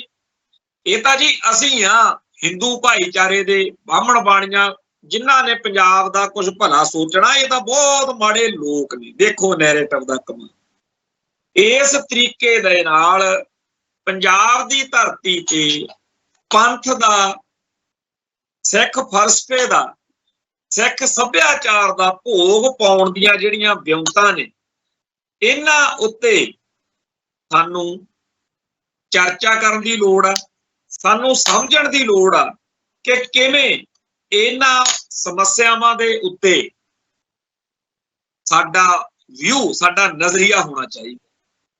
ਅਗਲੇ ਮੀਡੀਆ ਦੇ ਰਾਹੀਂ ਤੁਹਾਨੂੰ ਚੇਤਾ ਹੋਣਾ ਕਿ 1995 ਤੋਂ ਪਹਿਲਾਂ ਪੰਜਾਬ ਦੇ ਪਿੰਡਾਂ ਦੇ ਵਿੱਚ ਜਦੋਂ ਚੈਨਲਾਂ ਦਾ ਰਿਵਾਜ ਅਜੇ ਨਹੀਂ ਸੀ, ਉਦੋਂ ਕਰਵਾ ਚੌਥ ਕੋਈ ਵਿਰਲਾ ਹੀ ਪਿੰਡ ਸੀ ਜਿੱਥੇ ਬਾਈਆਂ ਕੁਝ ਮਨਾਉਂਦੀਆਂ ਹੋਣਗੀਆਂ।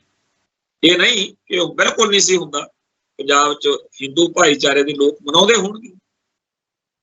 ਪਰ ਜਦੋਂ ਚੈਨਲਾਂ ਦਾ ਯੁੱਗ ਆਇਆ ਤਾਂ ਜਤਿੰਦਰ ਦੀ ਕੁੜੀ ਏਕਤਾ ਕਪੂਰ ਨੇ ਇਹੋ ਜਿਹੇ ਸੀਰੀਅਲ ਬਣਾਏ, ਘਰ ਘਰ ਕੀ ਕਹਾਣੀ, ਸਾਸ ਵੀ ਕਭੀ ਬਹੂ ਥੀ, ਇਹੋ ਜਿਹੇ ਲਗਾਤਾਰ ਸੀਰੀਅਲ ਆਏ, ਗਾਣਿਆਂ ਦੇ ਵਿੱਚ ਇਹੋ ਜਿਹਾ ਕੁਝ ਦਿਖਾਇਆ। ਉਹਨਾਂ ਚੈਨਲਾਂ ਤੋਂ ਬਾਅਦ ਸਾਡੇ ਵਿਆਹ ਸ਼ਾਦੀਆਂ ਦਾ, ਸਾਡੇ ਸਾਰੇ ਕਾਸੇ ਦਾ ਇਹੋ ਜਿਹਾ ਤੋਰਾ ਬਦਲਿਆ ਵੀ ਸਾਡੇ ਕਰਵੇ ਚੌਥ ਦਾ ਵਰਤ ਵਾਲੇ ਦਿਨ ਹੁਣ ਅੱਧਾ ਪੰਜਾਬ ਲਾਲ ਗਲਾਲ ਹੋਇਆ ਫਿਰਦਾ। ਸਾਡੀ ਧਰਤੀ ਦਾ ਤਿਉਹਾਰ ਇਸ ਤਰੀਕੇ ਦਾ ਤਿਉਹਾਰ ਕਦੇ ਵੀ ਨਹੀਂ ਸੀਗਾ। ਹੁਣ ਸਾਡੇ ਵਿਆਹ ਸ਼ਾਦੀਆਂ ਦੇ ਮੌਕੇ ਅਸੀਂ ਬਹੁਤਾ ਕੁਝ ਉਹ ਕਰਦੇ ਹਾਂ ਜਿਹੜਾ ਅਸੀਂ ਚੈਨਲਾਂ ਦੇ ਉੱਤੇ ਏਕਤਾ ਕਪੂਰ ਦੇ ਰਾਹੀਂ ਸਿੱਖਿਆ। ਤੇ ਇਹੋ ਜਿਹੀਆਂ ਗੱਲਾਂ ਇੱਕ ਦੋ ਨਹੀਂ, ਨੈਰੇਟਿਵ ਐਡਾ ਜ਼ੋਰਦਾਰ ਹੁੰਦਾ, ਉਹਦਾ ਅਸਰ ਦੇਖੋ ਵੀ ਇਸੇ ਪੰਜਾਬ ਦੇ ਵਿੱਚ ਹਜ਼ਾਰਾਂ ਲੋਕ ਅੱਜ ਵੀ ਨੇ ਜਿਹੜੇ ਮੰਨੀ ਫਿਰਦੇ ਆ ਕਿ ਟੀਵੀ ਉੱਤੇ ਜੀ ਆਈ ਸੀ ਗੱਲ ਕਿ 15-15 ਲੱਖ ਹੋਣਗੇ ਜਦੋਂ ਮੋਦੀ ਸੱਤਾ 'ਚ ਆ ਗਿਆ। ਉਹ ਅੱਜ ਵੀ ਉਹ ਤੀਜੀ ਵਾਰ ਸੱਤਾ 'ਚ ਆ ਗਿਆ, ਪਰ ਉਹਦਾ ਸਿਰਜਿਆ ਹੋਇਆ ਜਿਹੜਾ ਵਰਤਾਂਤ ਆ, ਉਹਦਾ ਅਸਰ ਇਸ ਮੌਕੇ ਤੱਕ ਮੌਜੂਦ ਹੈ, ਕਿਉਂਕਿ ਸੋਸ਼ਲ ਮੀਡੀਆ ਦਾ ਜ਼ਮਾਨਾ ਜਿੱਥੇ fake news, WhatsApp university, IT cell ਵਰਗੇ ਨਵੇਂ ਅੱਖਰ ਪੈਦਾ ਹੋ ਚੁੱਕੇ ਨੇ ਤੇ ਜਿਨ੍ਹਾਂ ਦਾ ਅਸਰ ਇਸ ਮੌਕੇ ਪੂਰੇ ਭਾਈਚਾਰੇ ਦੇ ਵਿੱਚ ਲੋਕਾਂ ਦੀ ਰਾਏ ਬਦਲਾਉਣ ਵਿੱਚ ਜਾਂ ਰਾਏ ਜਿਹੜੀ ਆ ਉਹ ਦੁਸ਼ਮਣ ਦੇ ਹੱਕ ਵਿੱਚ ਕਰਾਉਣ ਵਾਲੀ ਸਾਰੀ ਜਿਹੜੀ ਖੇਡ ਆ ਉਹ ਬੜੀ ਖੂਬਸੂਰਤੀ ਨਾਲ ਚੱਲ ਰਹੀ ਹੈ। ਕੀ ਸਾਡੇ ਭਾਈਚਾਰੇ ਨੂੰ ਇਸ ਨਵੇਂ ਹਥਿਆਰ ਬਾਰੇ, ਇਸ ਨਵੇਂ ਹਮਲੇ ਬਾਰੇ ਜਿੰਨੀ ਜ਼ਿਆਦਾ ਲੋੜ ਹੈ ਉਨੀ ਸਮਝ ਹੈ। ਸ਼ੁਕਰ ਹੈ ਕਿ ਕਿਸੇ ਤਰੀਕੇ ਨਾਲ ਇਹਦੀ ਗੱਲ ਚੱਲੀ ਹੈ। ਨੈਰੇਟਿਵ ਦੀ ਜੰਗ ਵਿੱਚ ਅਸੀਂ ਪਛੜੇ ਜ਼ਰੂਰ ਹੋਏ ਹਾਂ, ਪਰ ਸਾਨੂੰ ਸਮਝ ਲੈਣਾ ਚਾਹੀਦਾ ਕਿ ਪੰਜਾਬ ਲਈ ਲੜਨ ਮਰਨ ਵਾਲੇ ਸੂਰਮਿਆਂ ਨੂੰ ਜਦੋਂ ਅਸੀਂ ਖਾੜਕੂ ਕਹਿ ਕੇ ਚੇਤੇ ਕਰਦੇ ਸੀ ਜਾਂ ਕਰਦੇ ਹਾਂ ਤਾਂ ਹੋਰ ਗੱਲ ਹੈ। ਪਰ ਜਦੋਂ ਅੱਜ ਪੰਜਾਬ ਦੇ ਕੁਝ ਨੌਜਵਾਨ ਜਿਨ੍ਹਾਂ ਦੇ ਕੋਲ ਅੰਦਰ ਲੜਨ ਮਰਨ ਦਾ ਮਾਦਾ, ਅੱਜ ਉਹਨਾਂ ਨੂੰ ਗੈਂਗਸਟਰ ਦੇ ਰੂਪ ਦੇ ਵਿੱਚ ਚੇਤੇ ਕੀਤਾ ਜਾਂਦਾ। ਇਹ ਅੱਖਰ ਹੈ ਖਾੜਕੂ ਤੇ ਗੈਂਗਸਟਰ। ਖਾੜਕੂ ਅੱਖਰ ਦੇ ਪ੍ਰਤੀ ਸਾਡਾ ਅਦਬ ਸਤਿਕਾਰ ਇਹ ਆ ਕੌਮ ਲਈ ਲੜਨ ਵਾਲੇ ਨੂੰ। ਗੈਂਗਸਟਰ ਅੱਖਰ ਸੁਣਨ ਸਾਰ ਸਾਡੇ ਸਾਰਿਆਂ ਦੇ ਦਿਲ ਦਿਮਾਗ ਵਿੱਚ ਆਉਂਦਾ ਵੀ ਇਹਨੂੰ ਮਾਰਦੇ ਕਾਹਤੋਂ ਨਹੀਂ, ਤਾਂ ਮਾਰ ਦੇਣਾ ਚਾਹੀਦਾ।